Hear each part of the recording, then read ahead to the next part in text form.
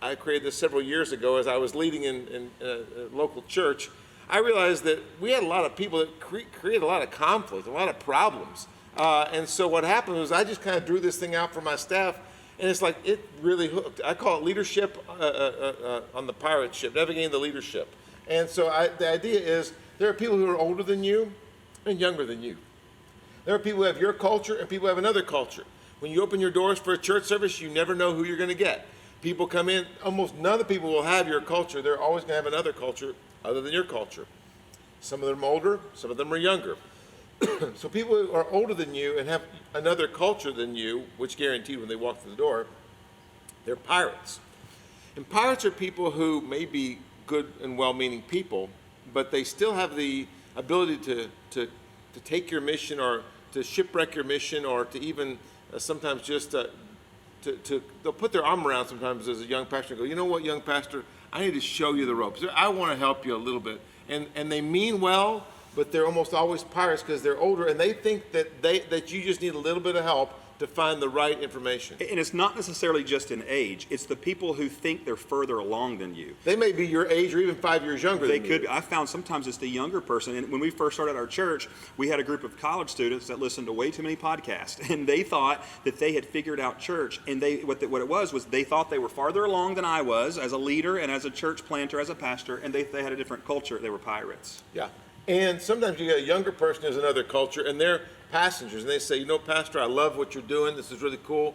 But they're really thinking, you suck. Matt Chandler's the guy that's got it going on. I'm podcasting him. And so they're passengers. They're just hanging around. I like this church. In other words, I got to attend a church somewhere. But they're not really going to be open to another culture. They're still someone else is their pastor, not you. The difference is the pirates are trying to change your culture because they think they know better. They're going to try to hijack this thing. The passengers, they're just along for the ride. We're not going to cause trouble one way. We're just going to sit and soak. We're going to be gravel. And sometimes we even call these stowaways on the ship. Yeah. You don't know where you don't know them. They're just kind of quiet under the ship. They don't make a lot of noise. But it's funny. Pirates and passengers always seem to find each other in a rebellion culture. And then people who are older than you but will get your culture, they're going to be your crew. I mean, they're your muscle. They're the ones who carry the financial load. They carry a lot of times the leadership load. You cannot lead a culture without crew. So at first, sometimes young pastors think it's about younger and older. I'm not going to have anybody older people. I'm going to get rid of the older people. I'm just going to tell them they're not even welcome here. Well, you're going to miss your biggest resource if you do.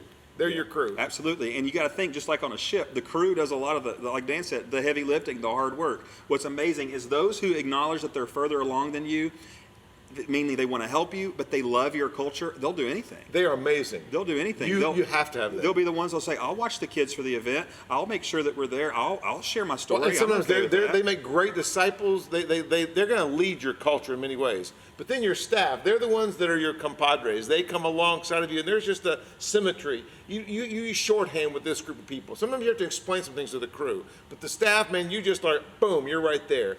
The key, though, is not age. It's whether they have your culture or another culture. So if you don't have a culture to lead, if you don't have a culture to invite people into, you're never going to be able to turn the pirate ship. You're always going to be leading a pirate ship.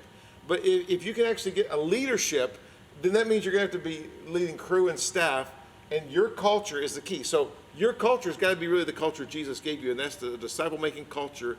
Because most attractional churches never create their own culture. They think their culture is, we're cooler than the other churches in town. We suck less than other churches in town. We do worship this way. We have hazers and we have this. That is just still, all you're doing is attracting pirates and passengers. And so what Jesus did is when he we're talking about how you invite to this gathering, he looked for people on his culture line. He did not look for people from the other culture, whether they were younger or older, they thought they were further along than him or not. Jesus looked for the people that would follow him, and that's who we want to help you begin to identify. Who are those that have my culture, and they're willing to follow me into this model of multiplication?